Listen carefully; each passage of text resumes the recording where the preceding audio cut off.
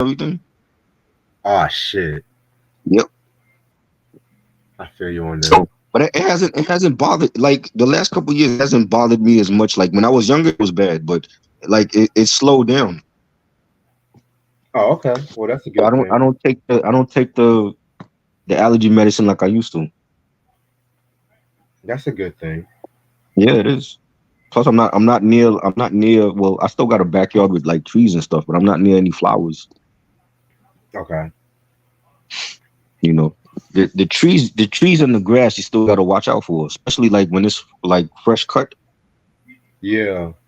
Yeah, cause that shit'll fuck up your sinuses. Yeah, and it's bad enough that these stupid ass people want to cut the grass early in the fucking morning. When I go out there, all Hmm. that pollen is still in the fucking Yep, air. that'll do it. That'll do it. I'm like, it's 8 in the morning. Why y'all cutting grass at 8 in the So fucking that morning? that that's when the COVID mask you can use like because it won't like if you're wearing the mask it won't bother you. Right. You know what I'm saying? But yeah, I don't try to be around too many flowers and fresh cut grass like that. Yeah, I definitely agree with you about that. Let me see. Oh, I gotta help promote Kavasi's thing. I gotta share that on my Instagram and shit. When you doing that shit? He's doing that. He has some shit on Charlotte the 21st, but he asked me, but I'll be out of town that day. Like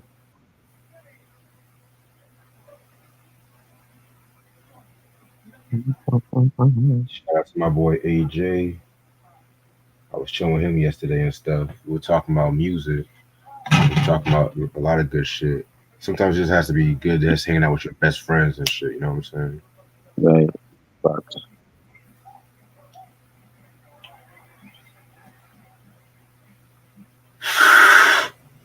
Hmm. So this week is gonna be a good week for reviews, but I'm not gonna say shit yet. Uh-uh. Um, Um, you said what? did you see Power? Did I see Power?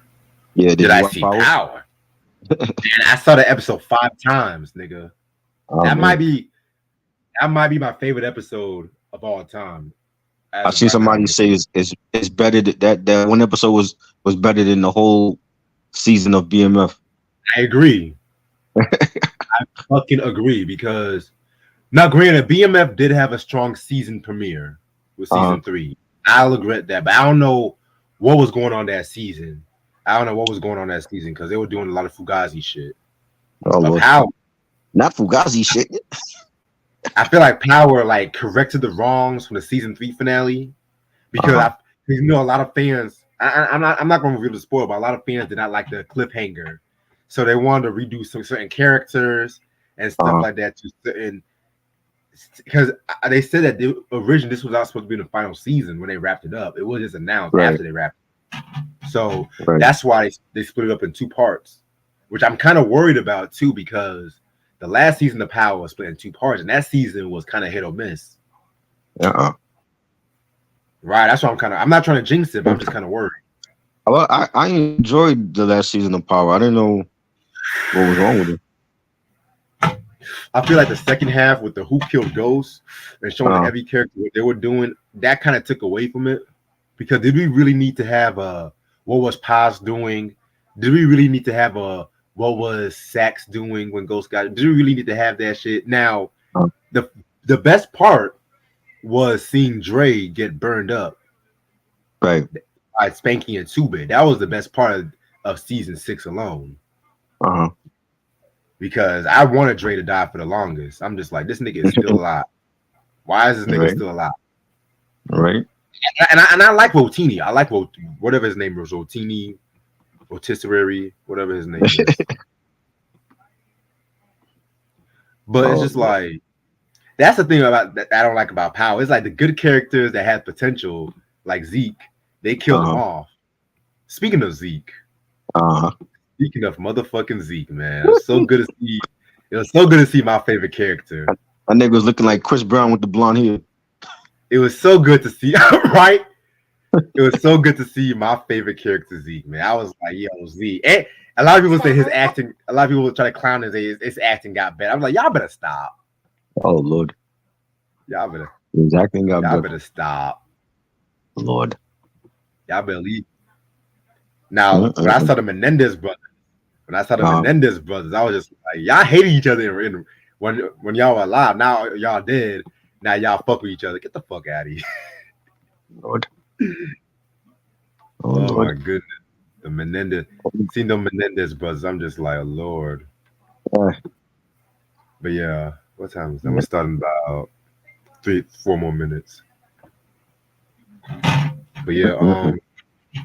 what else is going on? So Howard University pretty much revokes Diddy's um Good. donation, his status and whatever. You know what I'm Yes. saying? I never thought they would do that, but wow. Everybody should do it. Everybody should revoke him. What else is going on in the news? Bad Boys 4 did very well in the box. I'm actually going to see Bad Boys 4 on Tuesday. Mm. After the Jodeci review. Oh damn! Reveal that shit. Oops. Oops. Oops. You spoiled it. Well, I did. Well, I did say I was going to re-review that album. So Yeah. I said that for a while. So whatever. But yeah, at Mm-hmm. 10 o'clock because it's $5 Tuesday. So I'm just like, why go to the movies tomorrow when Tuesday is just right around the corner? And you just save Right. some money. Right. Yeah. Q. Kendrick did a concert. He's going to do a concert, and he did a speech at a college at Compton. That's what's up. Yeah, Kendrick is doing his thing. And what do you call it? The pull up joint is gonna be on Amazon, so they're gonna be live streaming that. Nice. And Yes, that's it's gonna gonna be. be on. I'm Huh? sorry. It's gonna That's be gonna on be in Amazon and Twitch. Ooh. Yeah. And Yep. it's gonna be in Compton too. Mm-hmm. I think so. Yeah. Nice. You know Straight you're out of gonna do. Compton. You're gonna do not like us at the end. That's how you close out the show. No, he should close it out with just Euphoria, Uh 616, Meet the Grams, and then Not Like Us. That would be epic as fuck. right. Right. That Facts. would be epic. Definitely. Yeah, yeah, man. Yep. All right. Also, y'all make sure y'all support my single too. Come on down and stuff like Facts. that too. I think about dropping a remix to that shit too. I don't know how I want to do the remix. Hey, do it. Trying to get some more promotion. Do it. Do it. You heard that beat I sent you with the Benson theme song I sampled? Yes. When's that coming out? I don't know if I'm gonna rap on that. I think I might want to You try just to sell gonna that shit. sell I'm it trying to to make more somebody? beats to sell. Right. Yeah, I'm trying to make more beats to sell. To be real with you, the ones I want to The rap super over, producer. the ones I want to rap over, I'm not gonna show them yet because I'm working on my next project after I drop mine Right. about a since. Super Because producer. I'm trying to drop this project August or September. Okay. Cause I need some promotion on this one because the project is done. I just gotta master everything. Right. But one day you gotta have to listen to it. Me and you gonna have to sit down, listen to it, Yep. and shit like that too. I want your full critique on this shit. You know what Yes. I'm saying? Because So this is one I like project I'm that not video. gonna copy. That recent video you have with the shorty in it. I like that one. Thank you so much. You know what I mean? Thank you so much on that. You Shout gotta out to get her as into well other too. She did her videos, man. thing. I don't like to reuse video vixens to be real with you. No? I like to have a different model or different theme for you. Because a lot of rappers use the same video vixens and models. It's just like Drake Mm-hmm. and all these niggas. Oh, It's just like you might as well get a co-star in a music video at this point. right. Like how many videos was Lauren London in with Snoop Dogg, if I'm not mistaken? Mm-hmm. I know. Mm-mm-mm. Yeah. And that typecast, like remember that rock group White Snake? Yeah. They had that the lead singer David Coverdale, whatever his name was. He had that Mm-hmm. sexy ass his wife Tawny. She was in all them videos. Yep. That pretty much ruined the band's reputation, and it Yep. typecast her. and stuff like that. Nah, I don't go Yeah. down that route. She was But she a was B-rated because whenever I vixen. think White Snake, I always think of her, right. Mm-hmm. Because whenever I think of White Snake, I always think of her on the car on that "Here We Go Again" video and the "Is This Love." Yeah. And mind you, I love that fucking album they came out with in '87, but Uh, it was like the music video. It was the curse of the MTV era. It's like sometimes the MTV era can curse an album marketing because the music videos mm-hmm. might be the best known and shit like that too. Right. And a lot of rock Facts. acts, I might do a video about that. A lot of rock acts fell victim on that. You know Mm-hmm. what I'm saying? Now the black acts like Michael and the Princes and the Janets and the Whitneys, the Arethas, they knew how to make the music video and the album marketing coincide with one another. But I might do a video about that. You know what I'm saying? That might be an Yeah. interesting topic. But I'm ready to start All whenever you are. right. You too. How's everyone doing? It's your boy Reg in the building. And it is summer. It is June 10th. Um 9 more days till Juneteenth to be exact. I got my homeboy Yes. Try in the building with me. How you doing, Try? Yo, chilling, chilling. Yes. So believe it or not, I actually found a rock album anniversary. I actually Oh. found a rock album anniversary. I don't want to spend too much time on this album because I've talked about this album to death, but it's the Rolling Stones with the Some Girls Mm. album. This came out on June 9th, 2000, excuse me, June 9th, 1978. Now, I've done a review on this. Well, I think we've done a review. I think you and I did a review on this one, right? Yeah. Okay, we've done a review on this. You know what I'm saying? One of my all-time favorite Rolling Stones albums. This was considered a comeback album from them. So when they were doing this album, they were going through like a lot of shit. For one, their commercial status was kind of on a decline, especially when they dropped that horrible Black and Blue album from 1976. Then disco was happening, and a lot of rock acts was doing that disco shit. Punk rock was happening, and then also too Keith Richards, he almost got sent to prison for heroin possession Wow. and drug trafficking.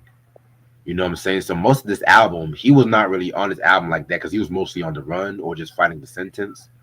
And a lot of fans cause almost thought this was going to be the last Rolling Stones album. But then Mick Jagger took a more creative force with this album, and it pretty much was an album of the times and everything like that too. They combined new wave and disco and a little pop, but it was still like generally a rock album. Now, what I don't like about the legacy of this album is the fact that a lot of fans, and including those Rolling Stones fans, are quick to say it's a disco album because of the song "Miss You." Mind you, "Miss You" is my favorite joint on this album. I love the bass line from Bill Wyman. It's a blues rock, but it has this disco tendency. I feel like it's one of the best rock songs to actually combine disco. Cough, cough. Rod Stewart's "Do You Think I'm Sexy?" But that's another story for a different day. But you also have other joints like they did a cover of the Temptations' "Just My Imagination," which that's actually a dope cover too. They had the controversial song "Some Girls" where they were talking about a lot of women of color and stuff like that too, about fucking them, and how Oh. some girls like to be fucked, but that's another Mhm. story for a different day. Keith Richards even had a solo track called "Before They Make Me Run." I mean, this whole album was just the Stones at their best. I consider this one of their best albums of all time. This is definitely a top five for me. Uh, Yeah. What do you think about this album? I truly do not remember it. You know If what? we talked about it, I don't remember a damn song from it. I wasn't listening to the Rolling Stones at this time, so I don't know shit from No, this album. because I don't think you did the review. When I think Yeah, about it, I don't remember. no, because the first Stones review we really did was the Dirty Work album from '86. It was Dirty Work. Right. Was that the album with is like they wearing like colorful suits on it? Yeah. That one I remember. Because I did I a remember solo that one. review on this one. Yeah. Well, we've Okay. been doing so many reviews. I can't keep track on Yes. who reviewed. Yeah. I don't remember nothing. That album cover is so fucking cringe though. Trippy. They look like trannies on the album cover. Yeah, that's the point. That's the fucking Oh, point. okay. Yeah. Oh. Like it kind of reminds me of when the Hall and Oates did their 1976 75 album, the Silver album, where they were dressed as girls or some shit Mm, like that. The album that Sarah smiled and shit. right. I don't know. I don't know these niggas in the 60s, man. They just see. But if a black Uh, man dressed up in drag, he'll yeah. be considered a minstrel show, right? He, I he be considered mean, he be considered RuPaul. That's to be considered. right, right. Like I said, I'm not trying to say like if you want to wear a dress, I don't give a fuck.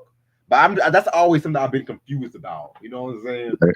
I'm not trying to say I want to wear a dress, but it's just like when a black man wears a dress, it's a minstrel show. When a white man wears a dress, it's a powerful statement. Mm-hmm. Yeah, facts.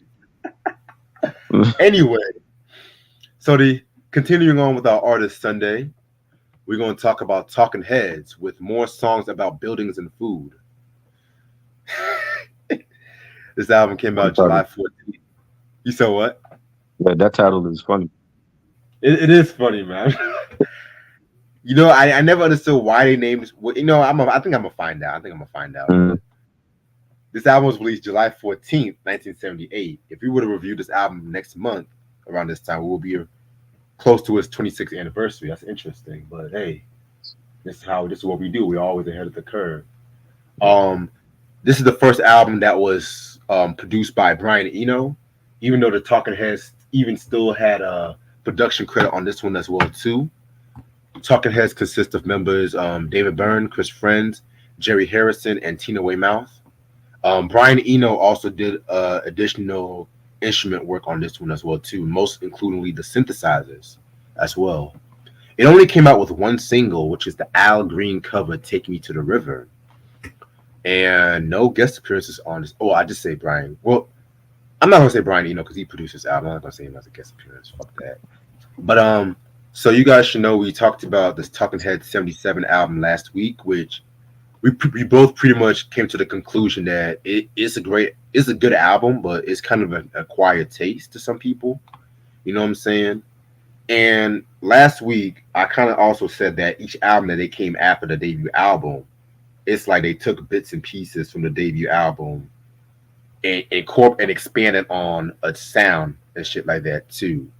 But in all honesty, they were kind of moving towards like a more danceable kind of feel, which was pretty much this signature sound. And also around this time too, they met Brian Eno. Now, you guys should know at this point we talked about Brian Eno. If you guys remember when we did the David Bowie Berlin trilogy, he did a lot of great work there. He also produced for cats like Roxy Music, Television. You know what I'm saying? And you YouTube. know, Did he do stuff with YouTube also? yes, you too as well. Yeah. Yes, he did. Yes, he did. Yeah. Yeah, like Brian Eno is that fucking dude, man. I'm telling you, man. That nigga, man, he was doing shit in the '70s that sounded like it could have been done like in the '80s and '90s, to be real with you. But yeah, man. So around this time too, you know, um when it comes to the album cover, they pretty much use like a Polaroid camera to do the album and stuff like that too. You know what I'm saying? So when it comes to the title and stuff like that, you know what I'm saying? From what I looked up in an interview from 1979, they talked about, and I quote, "When we were making this album, I remember this stupid discussion we had about titles for the last album. At that time, I said, what are we going to call an album that's just about buildings and food?" And Chris said, "You call it More Songs About Buildings and Foods." And it kind of, unquote, by the way, it kind of makes me say how I always consider this album more of like an extension on the debut album to an extent. But we're going to talk more about that. Of course, I don't have this album because, you know, it's hard to come by when I live at, you know, but hey, that does not mean we can stop there. So this album has 11 tracks, and we're going to get started with this first song called "Thank You for Sending Me an Angel." So already from the get-go, you know what I'm saying, this album, he started incorporating a bit more funk into this album and shit like that. This is definitely one of the earliest tracks that they performed, like during their early days, performing at the CBGBs and whatnot. I'm gonna be real with you. I always felt like this song was pretty okay. You know what I'm Right. saying? I do like the guitar work, from Dave and Jerry and all that crap. You know what I'm saying? I felt like the guitar work was very dope and everything, but I would not really have started the album off with this track right here. You know what I'm saying? But that's just my opinion. Yeah, I thought it was a nice track to start off the album. You know, the beat was nice and the guitar playing. Definitely. All right. So track number two, we got With Our Love. Um, so when it comes to this track right here, I feel like this is a very dope track. Another one of those signature Talking Heads kind of tracks right here too. Yeah, I like it. This was cool. I enjoyed this. You know, nice quirky melody. Definitely. All right. Next track, The Good Thing. Speaking of quirky melodies, I've always loved this track right here. It definitely is like one of those happy dappy melodies Talking Heads were known for, but you're laughing at Happy Dappy. anyway. Happy dappy. I know. Yeah, that's how they had a lot of those happy dappy melodies and shit. Um, with this song right here, they're talking about capitalism and everything like that too. Kind of took on a more like socially conscious political kind of stance, but you know what I'm saying. But if you really like hear those songs and lyrics and stuff, David Byrne always has this way of singing and this way of just putting like abstract words together when it comes to songwriting. And it's like one of those songs you have to listen to a couple of times to fully get the message. That's all I have to say. Yeah, it was cool. It was alright. I like this one. Definitely. All right. Track number 4, Warning Sign. Love this song right here, man. This was actually written again, one of those early songs that it was written by David Byrne and Chris Frantz. What I liked about the song was it's just describing an anxiety attack from what I got, you know what I'm saying? And people, when they have like a lot of anxiety, they start questioning a lot of shit. You know what I'm saying? Like, I love how he started off the first verse, warning sign, warning sign. I hear it, but I pay it no mind. Hear my voice, hear my voice. It's saying something that's not very nice. Pay attention, pay attention. Because when niggas have anxiety, you just start saying the same thing over and over again in your head and everything like that too. You know what I'm saying? It's just like your thoughts just go on rampage. So very relatable song. I love it. Yeah, this is dope. I like the beat for this. This is a good track. Definitely.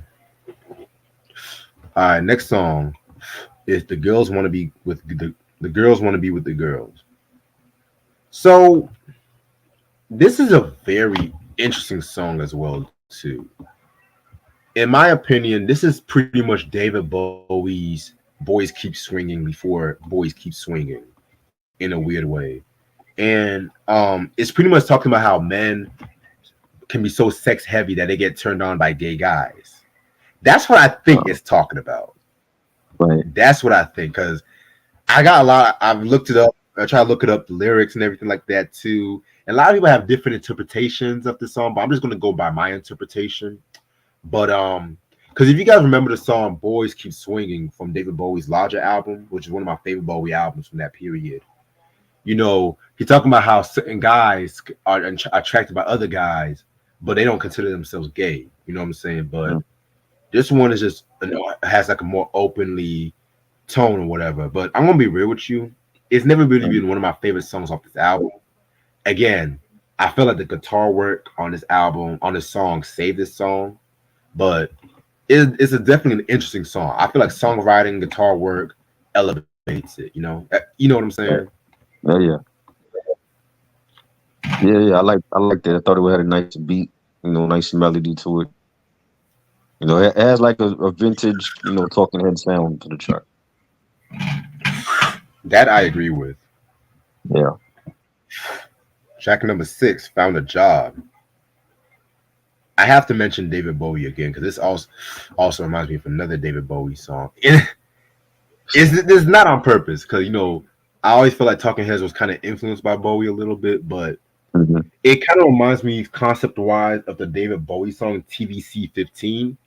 But this song is a bit more sexual, if that makes sense. So Right. It tells a story about this couple who pretty much they have a very strong sex life because they used to watch their favorite TV shows, and their favorite TV shows will make them horny. Let's just be real with you.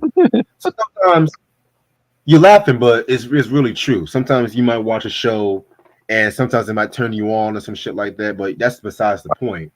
So one day they were watching their favorite show, and the show ended up boring. Let's just say hypothetically, you jumped the shark. You know what I'm saying? Well, this was 1978, but Jump the Shark was not really popular at that time too. So what they end up doing, they end up role playing and making their own TV show based on the characters. You know what I'm saying? I love this song. This has a nice groove to it. Mm. The bass from Tina and the guitar also from this song was what really combined it together. You know what I'm saying? I love the lyric when David says, Judy's in the bedroom inventing situations. Bob's is on the street today scouting up location. They enlisted all their family. They enlisted all their friends. It helped save their relationship. It made it work again.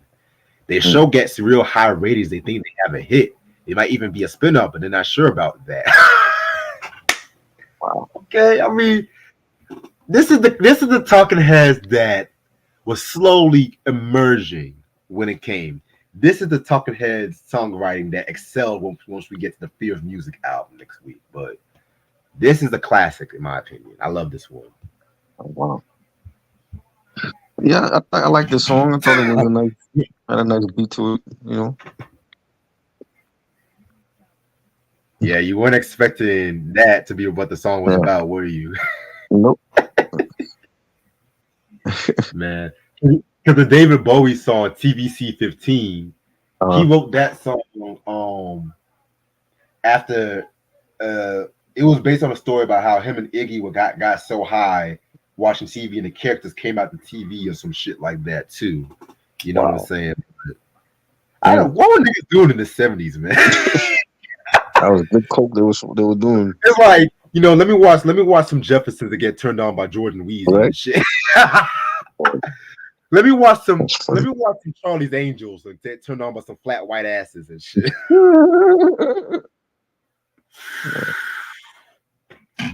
I'll do you one better. Let's watch some Three's Company and watch Chrissy's titties go up and down, up and down.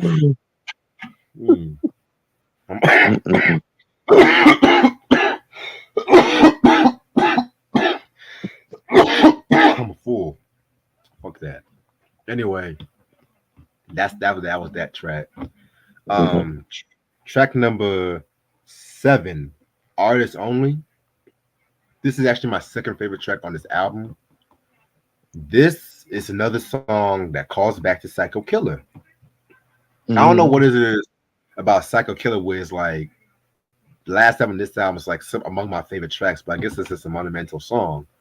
So this is like the true ending to Psycho Killer from what I looked up. And what I liked about this track was the beat switch up towards the end. It got more nastier, kind of punkish kind of sound to it. You know what I'm saying? Kind of reminds me of some shit Joy Division would have done from that period. You know what I'm saying? So among one of my favorite tracks from this album. Yeah, I like the beat for this. The bass line was dope. You know, and Psycho Killer was like one of their. I mean, I think it's like considered like one of their best like hit songs. So, right. Yeah. Yeah, I definitely agree with you about that. Psycho Killer. I mean, I can see why Ice-T was so influenced by that with Cop Killer. You know what I'm saying? Like every time I hear that bass from Tina, man, that do, I just get You know what I'm saying? And I've heard that song sampled and covered a few times. It never topped the original. I'm sorry. But next song is I'm Not in Love. My least favorite track on this album, to be real with you. I'm gonna be real. This actually, from what I looked up, this actually influenced a Radiohead song called "Bangers and Mash." I've never actually heard that song. I'm not really the biggest Radiohead guy like that, but I just never really got anything from this track. To be real, it sounds a bit too AM rockish to me. It's like they'll kind of do this AM rockish kind of sound, and I was like, nah.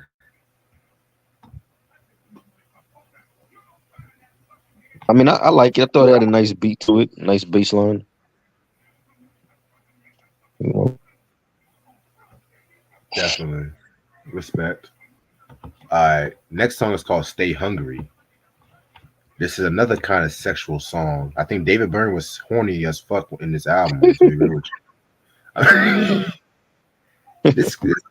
this beat kind of reminds me of another shit Bowie would have done from this Berlin era and yeah, stuff. It kind of makes sense because Brian Eno was producing this one and David Bowie shit. Cause it kind of makes mm, sense too. yeah, Yeah, so it's pretty much David Byrne pretty much saying he wants to get some ass. Pretty much, he's staying hungry. I mean, y'all laughing, but it's true shit. So I love the danceable beat and everything. This is definitely a classic. yeah. This is dope. I like this. Definitely like the beat for this. Facts. Next song, Take It to the River.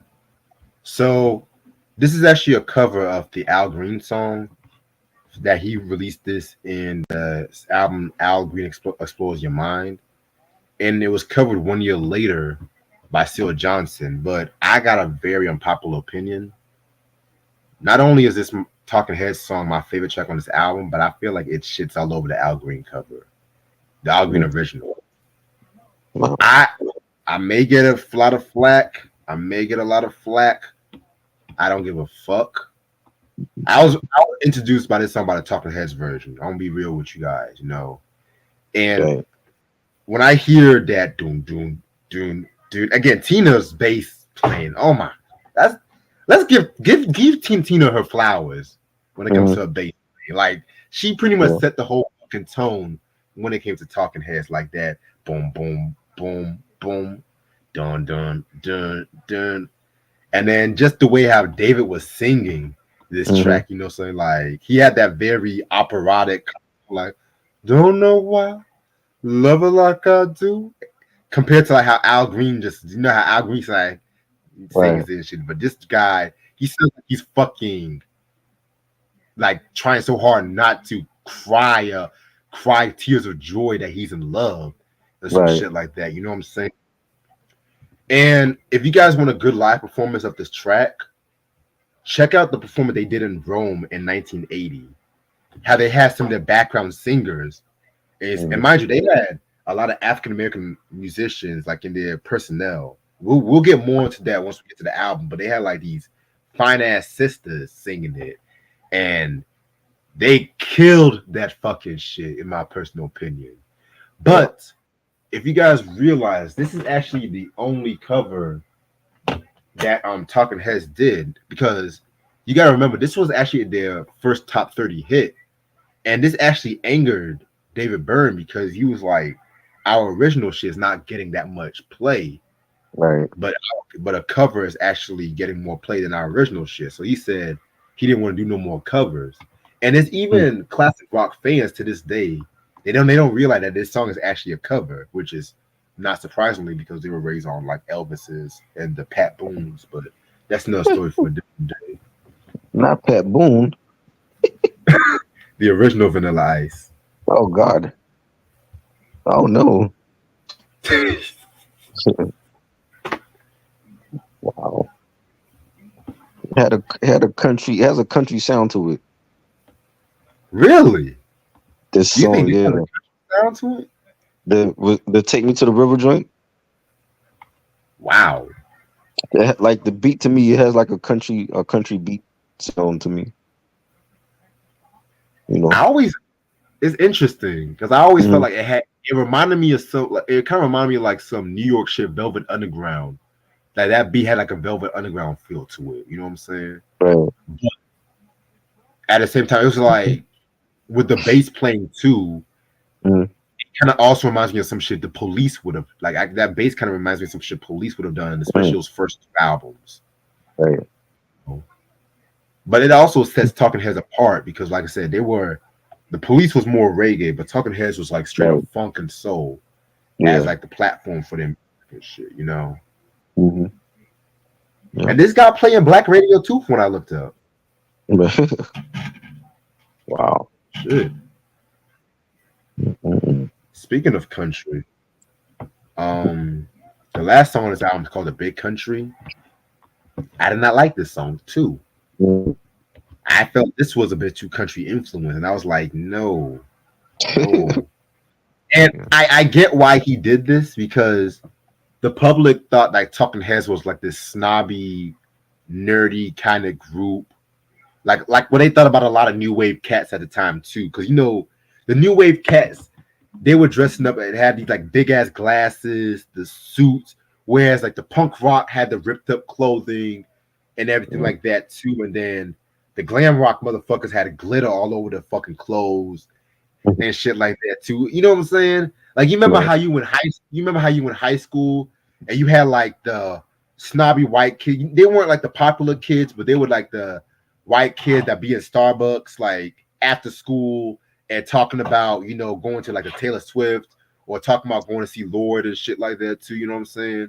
Right. Yeah, those kind of group. And David Byrne was trying to show people that he had respect for the quote unquote smaller parts of the country, like the farmers and stuff like that, the blue collar. Let's just say the blue collar people. I get it, but I don't like the beat. I don't like the country beat too. It's not Talking Heads though. Yeah. Uh, it's definitely the different sound for them with this, and I think they were trying something different. Mm-hmm. And yeah, I don't think country is their thing. Yeah, You know.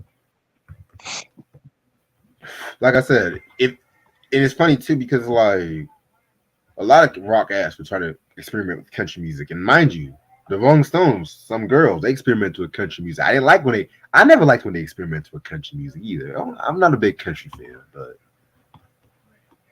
but that's another story. But hey, other than that, when it comes to this album, I'm gonna be real with you. I don't like it as much as a debut album, but that does not mean I call this album a failure either, because this is like more of a transitional album to say the least. Now the songs were good and they were pretty memorable, but some of the beats, I'm not gonna be real, some of the beats kind of sounded a bit the same to me. To be real with you, I felt like there were like two songs I could have done without. The girls want to be with girls, the boys. What song was that? The girls want to be with the girls, and the big country. I could have done without those songs. And I'm not in love too, but everything else is pretty fire. I'm gonna give this a 3 out of 5 as well. And yeah, it's not. It's not. Yeah, I actually like the girls. The girls want to be with the girls. Respect. And find a job with all of. I'm gonna give it 3.5. Think it was a decent album. Got you. But when we talk about Fear of Music, that is when the golden age begins. But that's for next Sunday, because Mhm. I'm not even gonna be ready. I'm not ready for that one. But all right, so I'm gonna end this off right here. So this week is gonna be a jam-packed week for y'all, but I'm not gonna reveal a lot of shit until the day of. So tomorrow, well today actually, we got two reviews for y'all. We're gonna talk about the Dog Pound album, the WAWG album, and everything like that too. Can't wait to talk about Yes, that one. That's gonna be yes. today at 6 p.m. We also gonna do our top 30 hip hop groups from 30 to 15. You know what I'm saying? Which that's gonna be interesting. I never actually heard Try's top 30 and stuff like that too. You know what I'm saying? So So are we doing all 30, or we just doing what? 30. No, we're just gonna do 30 to 16. Let's just do that. Well, how many? How many we doing? We're just gonna do 15. Are we gonna do 15? We're gonna do a top 30, but we're just gonna do 30 to 16. We doing. I don't understand. We're doing top 30, but we're only doing from 30 to 16. Like a part one, yeah. Oh, okay. I thought we was doing like all of it. Oh no, no, not all of it. And then Okay. also that day we're gonna kick off our other special artists breakdown on the Force MDs at 11 p.m. We're gonna talk about their Love Letters album. You know what I'm saying? So again, that's a group that's the singles are more known for the albums though. I never actually heard of any Force MD album. So really anticipate to hear what they have to say about that shit because they got some heat though. They got some heat, but other than that, after next Sunday on the 16th, it's gonna be my last day before I go on my little vacation and whatnot too. So Try's gonna take it from here, Yes. and Try got some shit cooking up. That's all I'm gonna say. Yep. Yeah. Hey, anything you want to say before we head out? You said everything. All right. You know. Stay tuned. Yeah. Stay tuned. Um, this album is a bit hard to come by these days. You know what I'm saying? But it's not expensive. I don't think it's that expensive. But if you guys want to find it, I would say look at Amazon, eBay, those stores for your best bet. Other than that, hope everyone has a good night, and I'll see y'all later. And make sure y'all subscribe because when we get to 2K, I got a surprise. Peace.